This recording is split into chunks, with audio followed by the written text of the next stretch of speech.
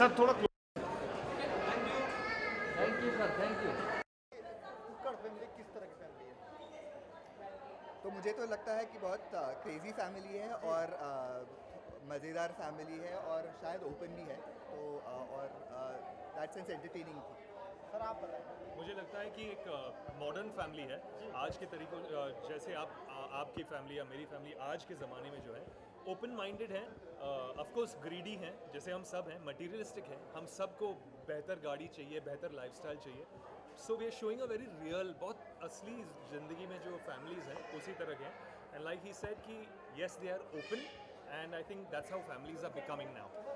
नाम थोड़ा सा अलग है, तो उस पर आप क्या कहना चाहेंगे? फिल्म का नाम रितेश जो डायरेक्टर है हमारे वो बताएंगे उनके। एक्चुअली जो मेन मुद्दा है जिसके लिए हम यहाँ मिले हैं आज, वो ये है कि हमने इस फिल्म में पहली बार इन एन इंडियन फिल्म और इन अ हिंदी फिल्म हमने एक गे मैरिज दिखाया है और उसको एकदम नॉर्मल तरीके से दिखाया, कुछ उसको सेंसेशनलाइज करके नहीं दिखाया, एकदम नॉर्मल जैसे कि आजकल की ज़िंदगी में कैसे होता है। आजकल हम और आप जैसे हैं वैसे ही कितने डिफरेंट काइंड ऑफ कल्चर्स हैं, कितने थॉट प्रोसेसेस हैं, वो हमारा मेन मुद्दा है आज का, स्पेशली आज के स्क्रीनिंग के लिए। इसलिए पल्लव जी को हमने यहाँ बुलाया है, उनके जो हमसफ़र ट्रस्ट है, हमसफ़र ट्रस्ट के लोग को बुलाया हमने, और यारियाँ के जो ऑर्गेनाइजेशन वहाँ से आए।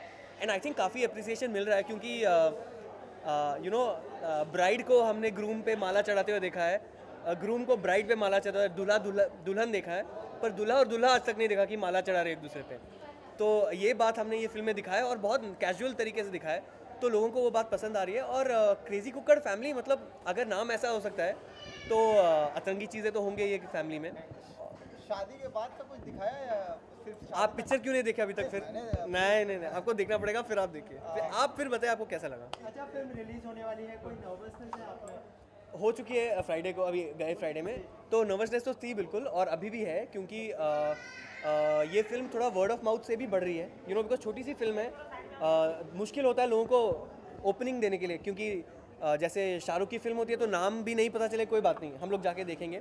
तो ये फिल्म स्टेप बाय स्टेप बढ़ती है और वैसा हो रहा है ऑल अक्रॉस इंडिया। तो हम काफ़ी खुश हैं जो रिस्पॉन्स आ रहा है एंड आशा है कि लोग और सपोर्ट करेंगे हमारी फिल्म को और जाते रहें थिएटर्स में, क्योंकि अगर आप थिएटर नहीं जाएंगे तो ऐसी फिल्में बन नहीं सकती। तो आपका कहना है कि कंटेंट इज किंग? 100% ना, बिकॉज अल्टीमेटली कितने बिग स्टार फिल्म भी फ्लॉप हो जाती हैं अगर कंटेंट कुछ नया नहीं रहता, कुछ कह नहीं पाता है कंटेंट। लेकिन हम हैप्पी न्यू ईयर जैसी फिल्में देखें तो उनमें कंटेंट तो नहीं होता, कमर्शियलाइजेशन ज़्यादा होता है, तो इस पर आप क्या कहना चाहेंगे? हैप्पी न्यू ईयर जैसी फिल्में बहुत ज़्यादा बिजनेस करती हैं। सी वैसी फिल्में भी तो बननी चाहिए, नहीं तो हमारा स्केल कैसे बढ़ेगा। तो हमारे इस समय कहाँ कंटेंट किंग रह गया? अगर कंटेंट किंग होता तो दबंग जैसी फिल्में और इस तरह की फिल्में कैसे चलती? मैं उन पे कमेंट नहीं कर सकता बिकॉज चल रही हैं, तो मुझे अच्छा लगा या नहीं लगा वो मेरा प्रॉब्लम है, चल रही है। बट ये है कि छोटी फिल्में भी अगर अच्छी बनती हैं तो कहीं ना कहीं उनको एक्सेप्टेंस मिल रहा है। अभी बहुत दूर जाना है हमको। अगर मेरे हिसाब से जो मुझे फीडबैक मिला है लोगों से, वो लोग कहते हैं कि हमारा कंटेंट अच्छा है, बट फिर भी उस तरह पिकअप नहीं हुई है बिकॉज साथ में कुछ बड़े फिल्में भी आए हैं। तो जब हमारा सारा जो प्रोसेस है, राइटिंग से लेके प्रोड्यूसर से लेके डायरेक्टर से लेके एक्टर से लेके डिस्ट्रीब्यूटर से लेके ऑडियंस तक, जब सबको इक्वल नज़रे से देखना चालू करेंगे तब कंटेंट इज किंग वाला सिनेरियो पूरा फैल जाएगा। अभी कभी कभी होता है, मैं आपकी बात से पूरा सहमत हूँ कि कंटेंट इज किंग बोलने के लिए बहुत अच्छा है, बट अभी तक वो हुआ नहीं है, नहीं तो शायद हमारी फिल्म फ्राइडे को ही सुपर हिट हो जाती। जब प्रकाश जी के पास जब कॉन्सेप्ट गया था तो उन्होंने क्या पहला रिएक्शन उनका क्या था, कुछ बताएं? सॉरी मैं हाँ, प्रकाश जी के पास जब कॉन्सेप्ट आप तो हमें क्या रिएक्शन था उनका? उनका रिएक्शन एक्चुअली रितेश बताएंगे क्योंकि वो उनके पास गए थे। सॉरी मैं पानी पी के आ चुका हूँ। प्रकाश जी ने एक्चुअली हमने रात को उनको स्क्रिप्ट भेजा था और अगले सुबह उन्होंने पूरी की पूरी स्क्रिप्ट पढ़ी, जो बहुत रेयर होता है इंडस्ट्री में। मैं असिस्टेंट जब था, हमारे यहाँ भी स्क्रिप्ट आते थे, मैं कभी कभी 5-10 पेज पढ़ के छोड़ देता था। तो प्रकाश झा ने स्क्रिप्ट पढ़ी, अच्छा लगा।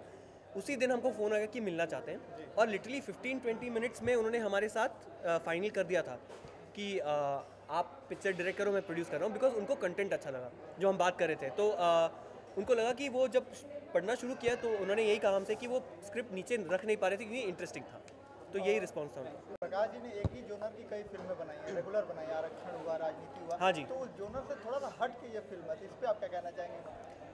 आई थिंक डेफिनेटली बहुत अच्छी बात है, बहुत अच्छी बात है, क्योंकि प्रकाश झा जैसे एक दिग्गज फिल्म मेकर जो हैं, अगर वो एक पोजीशन में है जहाँ पे वो हम जैसे लोगों को चांस दे सकते हैं। अगर वो नहीं करेंगे तो कौन करेगा, you know.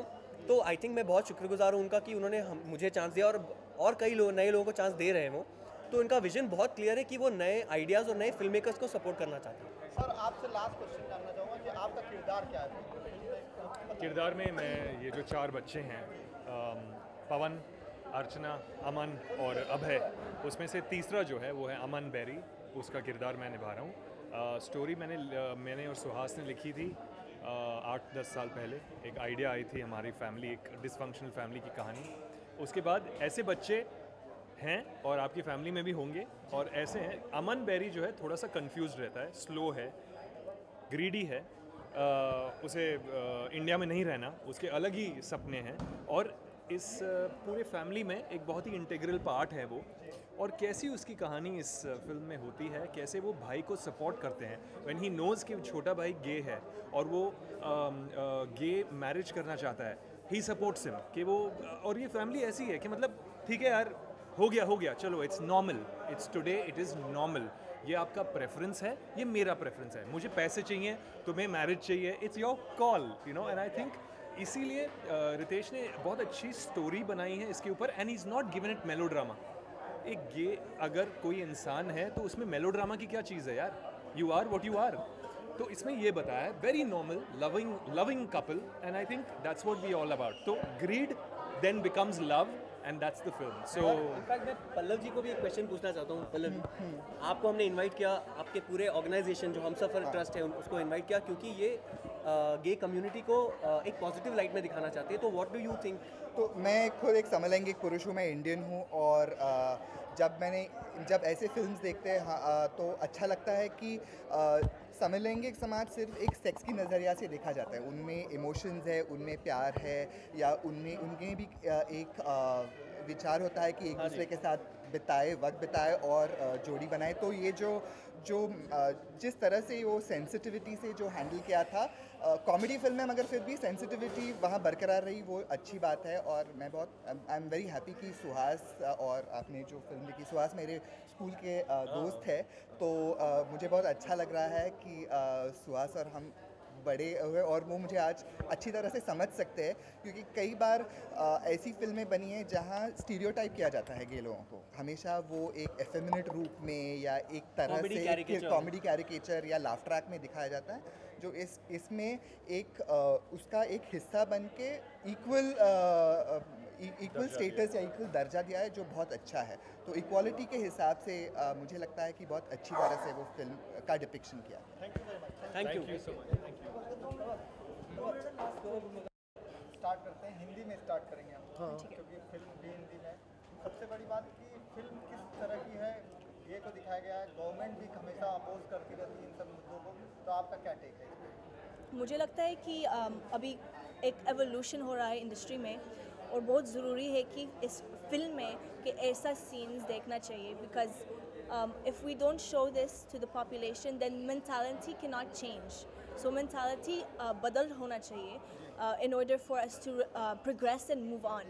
So if we can make such films and portray such events, because this is वो तो real life events है, so we cannot run away from such things. So if we can portray them and accept them coolly and see that this is a part of our life and there are families who are experiencing this, then tolerance will increase. People will be more understanding and more accepting, and we need to be more accepting.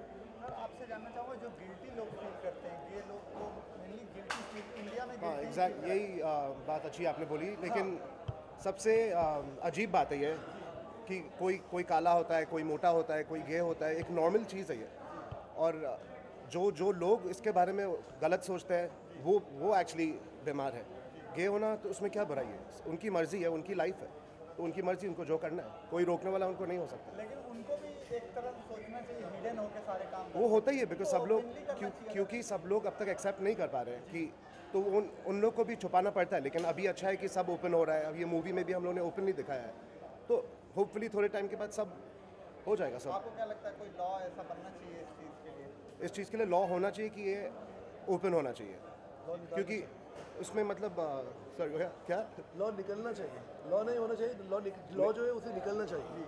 मतलब law निकलना चाहिए यानी Yeah. वो क्या उनके against कोई law exactly I think जो law जो है against this making this thing illegal is a completely wrong law. I mean that 377 is a completely wrong law. What is it?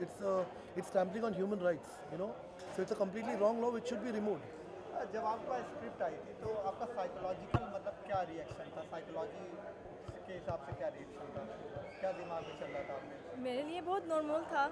I think कोई shock नहीं था उस वक्त जब मैंने स्क्रिप्ट पढ़ा। बट आई थिंक मुझे लगता है कि मीडिया बहुत इन्फ्लुएंशियल मीडियम है। एंड आई मीन इतना लोग, I mean how many people we reach with the media.